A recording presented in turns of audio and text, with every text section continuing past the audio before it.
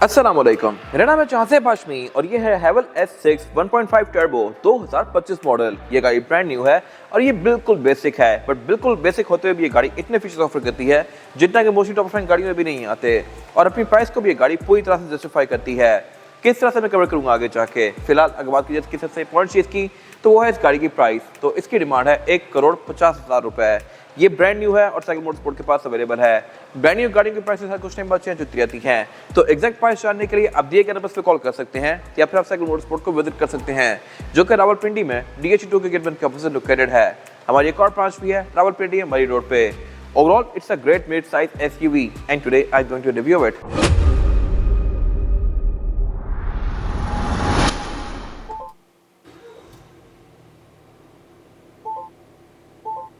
Let's start with the exterior of this car. Although ये गाड़ी बिल्कुल एक बेसिक ट्रिम है, बट स्टिल इसमें फीचर्स अच्छे खासे हैं। इस तरह से कि इसी प्राइस पॉइंट पे आपको मिलती है सिविक RS और उसकी हेडलाइट्स LED में होती हैं, लेकिन जो उसके छोटे वर्जन होते हैं उनमें हेडलाइट्स हेलोजन पर ही आती हैं। 80 लाख प्लस है वो गाड़ी, बट स्टिल हेडलाइट्स हेलोजन में है येलो वाली। तो ये मेरे ख्याल से एक वियर्ड चीज़ है, जो कि इस गाड़ी के केस में सब कुछ PHEV जैसा ही है, मिलता जुलता है। इस तरह से कि हेडलाइट इसमें भी है LED वाली हैं, DRL इसमें भी सेम कंटिन्यू करती है, कोई यहाँ पे फ्रिज कम नहीं की गई और फीचर्स भी कम नहीं किए गए। और जहाँ तक बात है हेडलाइट्स की, तो ये भी इसकी फेसलिफ्ट में चेंज की गई है। हेडलाइट्स पे क्रोम थोड़ा कम कर दिया गया है। पहले ये वाली स्ट्रिप क्रोम की आती थी और इसके अलावा यहाँ पे क्रोम थोड़ा सारा होता था, बट इसमें अब क्रोम काफ़ी हद तक कम करके इसको काफ़ी ब्लैकआउट कर दिया गया है। पहले वाली हेडलाइट्स ये हैं, इनमें अगर आप गौर करें तो यहाँ पे सिल्वर कलर की एक स्ट्रिप दी गई है और उस पर क्रोम है, और यहाँ पे भी थोड़ा सारा क्रोम है, उस पर ये दोनों चीज़ें ब्लैकआउट कर दी गई हैं, तो उसके लुक थोड़ी तरह चलती आती है। And same goes side profile, यहाँ भी सब कुछ वैसे ही दिया गया है जैसे कि टॉप ऑफ लाइन वर्जन में आता है। इवन बेसिक होते हुए भी इस गाड़ी में रिम 19 इंचेस के हैं। प्राडो में भी TXL मेरे 19 इंचेस के आते हैं, TX 18 या 17 इंचेस के रिम ऑफर करती है, जबकि इसमें इतना बड़ा रिम दिया गया है और यह भी वैसे ही ब्लैक डॉट जैसा कि PHEV में आता है। पहले हैवल के हर वर्जन में अलग अलग रिम आते थे, वो मैं कवर करूंगा डिटेल में आगे जाके, बट अब सब में सेम कर दिए गए हैं। इसको आप कॉस्ट कटिंग भी कर सकते हैं और एक बेहतर चीज़ भी कह सकते हैं। कॉस्ट कटिंग इस तरह से कंपनी को अब अलग अलग रिम नहीं बनाने पड़ेंगे, हर गाड़ी पे एक ही रिम लगेगा, और कस्टमर्स के लिए मेरे ख्याल से बेहतर चीज़ है, क्योंकि सब में टॉप ऑफ लाइन वाला रिम ही आ रहा है। बाकी इसमें जहाँ तक बात फीचर्स की साइड पे, तो इसमें यहाँ पे नीचे कैमरास दिए गए हैं जो कि आपको इसकी साइड्स का व्यू देंगे। इसमें कैमरा 360 डिग्री है, लेकिन PHEV में 540 आता है, वो गाड़ी आपको गाड़ी के नीचे का व्यू भी देती है। और बाकी इसके अलावा इसमें स्मार्ट एंट्री भी आती है, मैं इसको ये लॉक अनलॉक कर सकता हूँ, और इसकी साइड मेरे ऑटो रिट्रैक्टेबल हैं। गाड़ी को लॉक अनलॉक करने के साथ साथ ही फोल्ड अनफोल्ड होंगे। फिर इसके अलावा ये गाड़ी पैनोरामिक रूफ भी ऑफर करती है, और ये इसके फेसलिफ्ट के बाद वाला वर्जन है जो कि रिसेंटली ही लॉन्च किया गया है।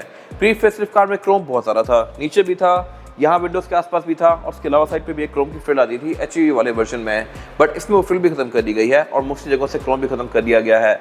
तो इसकी साइड से लुक अब बिल्कुल स्टेल्थी सी आती है, और अब वैसी ही है जैसा कि लोग चाहते हैं, वरना पहले लोग क्रोम को लेकर ब्लैकआउट करवाया करते थे। और जहाँ तक बात है इस गाड़ी के रेयर एंड की TV फेसलिफ्ट के बाद थोड़ा इंप्रूव किया गया है। मुझे वैसे पर्सनली प्री फेसलिफ्ट वाला लुक ज़्यादा पसंद था, जिसमें taillights end to end continue करती थी, और कुछ लोगों को ये भी ज़्यादा पसंद आया है। आपकी क्या राय है कमेंट सेक्शन में मेंशन कीजिएगा। अब ये लुक काफ़ी हद तक BMW से इंस्पायर्ड लगता है। iX की बैक कुछ हद तक ऐसी ही है। बाकी बैक पे इसमें फीचर्स ठीक हैं, यहाँ पार्किंग सेंसर्स दिए गए हैं, और इस वर्जन में पार्किंग सेंसर सिर्फ बैक पे आते हैं, फ्रंट पे नहीं आते, लेकिन टेलगेट्स गाड़ी पावर्ड है, तो ये मेरे ख्याल से अच्छी चीज़ है। अनलॉक करने पे tailgate all the way up जाएगा लाइक दिस, और ये गाड़ी में टॉप ऑफ लाइन वर्जन ही क्यों ना हो, 5 सीटर ही आती है। 7 सीटर वाला ऑप्शन इसमें है नहीं, लेकिन 7 सीट्स वाली गाड़ियाँ भी कोई बहुत ज़्यादा प्रैक्टिकल होती नहीं है। थर्ड रो सीट्स में लोग कोई कंफर्टेबली बैठ नहीं सकते। बाकी जहाँ तो बात है इस गाड़ी की, तो डिग्गी इसकी अच्छी खासी स्पेशियस है, प्लस स्पेयर टायर भी ऑफर करती है और अपनी जगह पे ऑफर करती है, जबकि इसके जो हाइब्रिड या PHEV वर्जन है उनमें स्पेयर टायर यहाँ ऊपर पड़ा होता है, क्योंकि नीचे यहाँ पे उसका बैटरी पैक होता है। बाकी इसकी ट्रंक कैपेसिटी सेल्फ भी स्पेशियस है, लेकिन अगर आप इसको स्पेशियस बनाना चाहते हैं तो बना सकते हैं रेयर पेंसिल को फोल्ड करके। बाकी यहाँ पे ये प्रॉपर ट्रंक सेपरेटर वगैरह सारा कुछ दिया गया है। रेयर फॉग भी ये गाड़ी ऑफर करती है, और इसके अलावा इसमें जो स्पॉइलर है ये मेरे ख्याल से पहले से बेहतर है। पहले HEV का स्पॉइलर 4 अलग अलग लाइट्स आया करता था, और वो मेरे ख्याल से वियर्ड लगता था। ये स्पॉइलर बहुत बेहतर है, इसमें एक ही LED बार कंटिन्यू करता है एंड टू एंड। और जहाँ तक बात है इस गाड़ी के इंटीरियर की, तो इसमें काफी सारे रूम्स ऑफर होते हैं। एक ही कैमल ब्राउन विद ब्लैक, और इसके अलावा इसमें एक आइवरी वाला रूम भी आया है रिसेंटली, और मेरे ख्याल से आइवरी वाला रूम बहुत खूबसूरत है, बट वो बहुत जल्दी मैला भी होता है, तो उसकी कुछ अप साइड्स भी हैं और डाउन साइड्स भी। ये इंटीरियर भी काफी डिसेंट है, और फेसलिफ्ट में इसका इंटीरियर भी काफी रिफाइन किया गया है। सबसे नोटिसेबल चीज जो है इंटीरियर में वो है इसकी इतनी बड़ी सारी स्क्रीन। ये स्क्रीन फीचर्स के लिहाज से काफी इक्विप्ड है और काफी हद तक टेस्ला से इंस्पायर्ड है। टेस्ला में भी इसी तरह के अलग अलग मोड्स आते हैं, और इसके अलावा वो गाड़ी भी मीटर में आपको आगे वाली गाड़ियाँ शो करवाती है। ये पहले शो नहीं करवाती थी, बट ये फीचर भी इसमें अब आ गया है।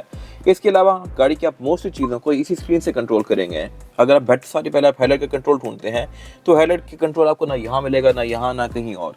हेडलाइट्स आप यहाँ से ऑन करेंगे। ये मेरे ख्याल से थोड़ी सी वियर्ड चीज़ है, कुछ चीज़ें फिजिकल छोड़नी चाहिए थी। और हेडलाइट यहाँ पे लाने की वजह यह है कि यहाँ पे जहाँ पहले हेडलाइट थी वहाँ पे इसका गियर आ गया है। ये चीज़ मेरे ख्याल से बेहतर है। मर्सिडीज की मोस्टली गाड़ियाँ गियर ऐसी ऑफर करती हैं और ये काफ़ी कन्वीनियंट है गाड़ी को ड्राइव करते टाइम। अगर लेट्स सपोज आप गाड़ी को चला रहे हैं, रिवर्स कर रहे हैं बार बार, मतलब छोटी सी जगह पे मोड़ रहे हैं, तो आप बार बार आगे पीछे करते हैं, तो वो आप सिंगल हैंडल्ड यहीं से ही कर सकते हैं। ये काफ़ी कन्वीनियंट मोड है, इसको कॉर्नर शिफ्ट कहते हैं। और इसके अलावा बाकी जो ये वाला पैनल है ये भी काफ़ी हद तक फ्री अप कर दिया गया है। पहले इस वाले पैनल में यहाँ पे गियर सेलेक्टर होता था जो कि यहाँ मूव हो गया, और यहाँ हैंड ब्रेक का बटन होता था जो कि अगेन अब गायब कर दिया गया है। इसके पूरे इंटीरियर में आपको हैंड ब्रेक नहीं मिलेगी, और इसकी वजह यह है कि इसकी हैंड ब्रेक भी ऑटोमेटिकली रिलीज होती है सीट बेल्ट लगाने से। जब तक आपकी सीट बेल्ट नहीं लगी होगी या दरवाजे सारे बंद नहीं होंगे तो गाड़ी नहीं चलेगी, और ये चीज़ शुरू में हर बंदे को पहले तंग करती है। खैर, इसकी आपको आदत हो जाएगी। By the way, parking brake को मैनुअली रिलीज करने का एक ऑप्शन है, वो आप यहाँ से स्क्रीन से जाके कर सकते हैं।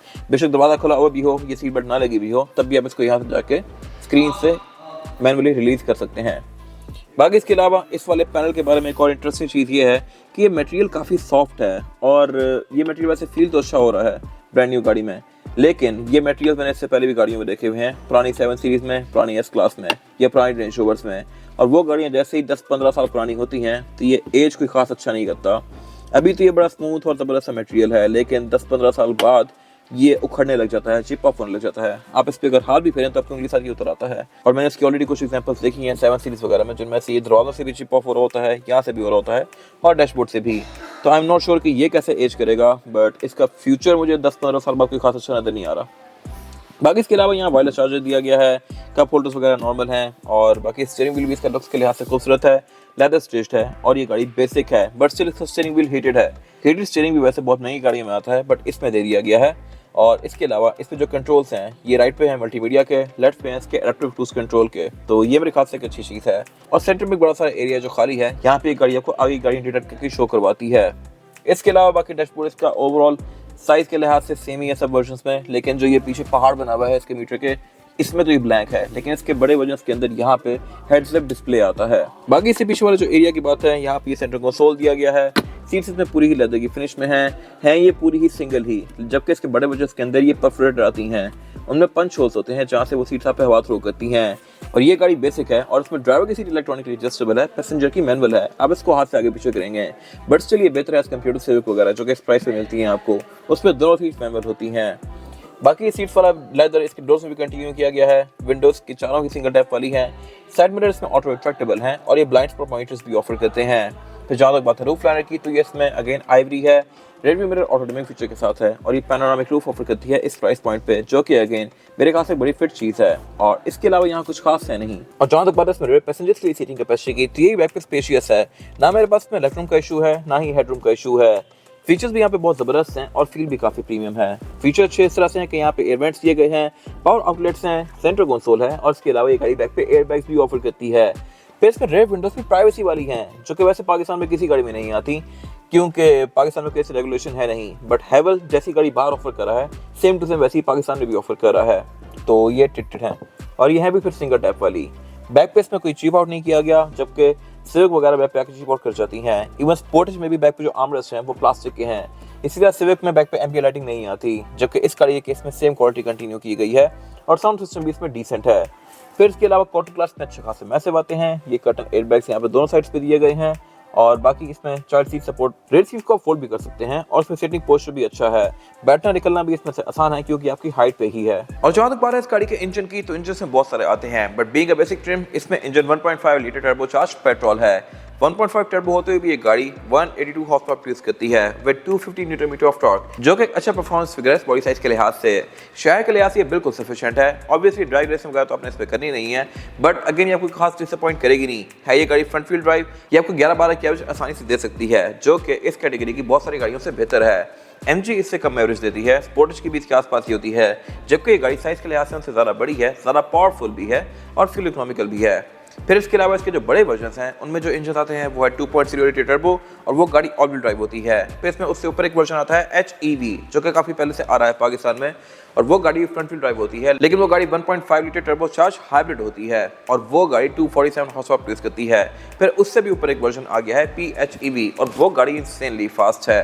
खैर उनके रिव्यूज़ मैंने किए हुए हैं। फिलहाल जहाँ तक बात है इसकी, तो इसके पार्ट्स आपको पाकिस्तान में इजीली मिल जाएंगे। इसका पुराना वर्जन ये खड़ा हुआ है और ये गाड़ी भी 3-4 साल से पाकिस्तान में चल रही है और ये भी अभी तक बिल्कुल सही जा रही हैं। तो ये गाड़ी भी आई एम श्योर कि आगे काफ़ी टाइम लास्ट करेंगी। बाकी इसके अलावा इसमें ABS, traction control, drive mode ये सब तो आते ही हैं, लेकिन इसमें वायरिंग भी सारी बॉश की है, तो इसमें सारा क्वालिटी का काम किया गया है। बाकी इसके अलावा बॉन्ड में इंस्टॉलेशन आती है, ओपन या हाइड्रोलिक से नहीं होता, स्टैंड से होता है। अगर होता तो मेरे ख्याल से अच्छी बात ही। और जहाँ तक बात है इसके टायर साइज की, तो इसमें टायर साइज है 225, 55 और 19 प्लस टायर भी इसमें हैंकॉक का है, जबकि इसी प्राइस पे आपको सिविक मिलती है और उसमें टायर होता है तो 17 इंचेस का, और इसके अलावा वो पे टायर होता भी जनरल का है, तो ये उससे बहुत बेहतर है और काफ़ी बड़ा भी है। और ये साइज़ वैसे SUV में आता है, जैसा कि मैंने पहले बताया था Prado TXL में। और बाकी इसके अलावा इसमें रिम्स भी काफ़ी खूबसूरत हैं। इससे पहले इस पर 4 अलग अलग रिम आते थे। 1.5 में रिम छोटा होता था जो कि ये वाला रिम है, फिर इसमें 2.0 में रिम पूरा सिल्वर आता था लेकिन साइज ये होता था, फिर HEV में ये वाला रिम आता था लेकिन ब्लैक होता था, और PHEV में फिर ये वाला रिम आता था। लेकिन अब across all the variants rim same ही कर दिए गए हैं, ये मेरे ख्याल से काफ़ी अच्छी चीज़ है।